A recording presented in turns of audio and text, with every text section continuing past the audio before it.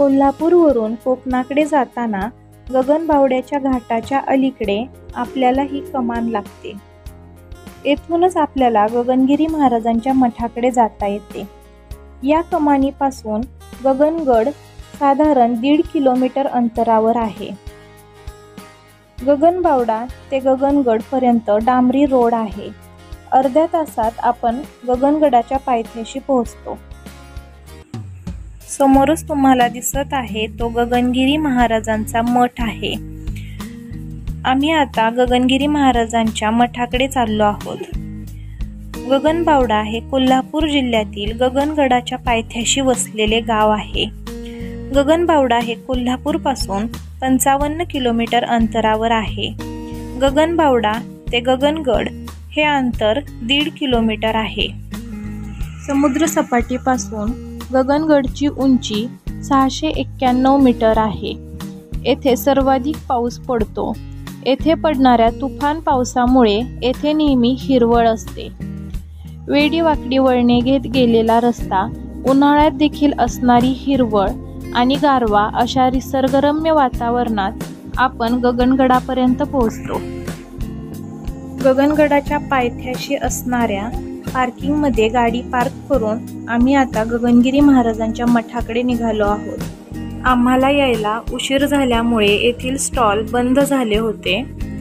समोर तुम्हाला जे दिसत आहे या ठिकाणी आम्ही गाडी पार्क करून या कमानीतून वरती आलो। या कमानीतून वरच्या गेटपर्यंत येण्यासाठी सुमारे 180 पायऱ्या आहेत।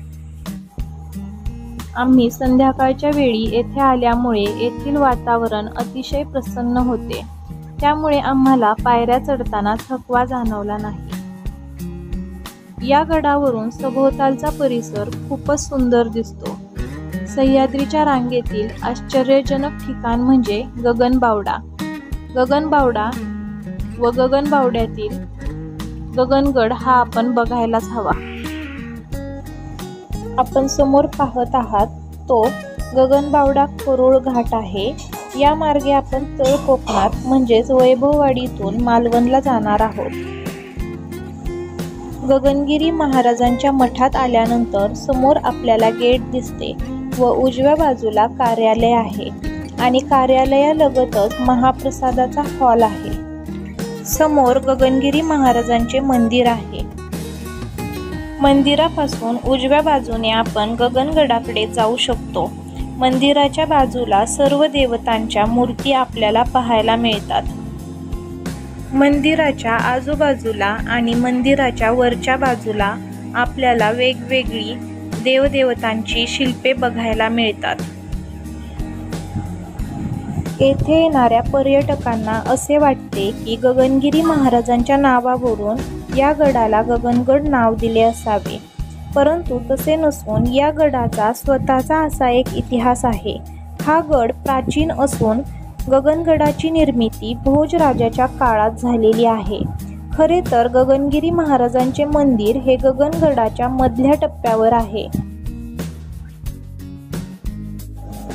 गगनगिरी महाराजांच्या मठात राहण्याची व जेवणाची देखील सोय आहे।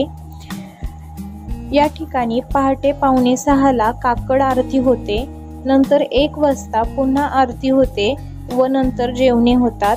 संध्याकाळी 8:45 संध्याकाळची आरती व नंतर जेवण म्हणजेच महाप्रसाद असतो। जेवण व राहण्याच्या सुविधा येथे भक्तांसाठी मोफत केलेल्या आहेत। गडाचा जो मेन दरवाजा आहे तो संध्याकाळी आरती झाल्यानंतर 9 वाजता बंद केला जातो व त्यानंतर सकाळी पहाटे 6 वाजता तो उघडला जातो।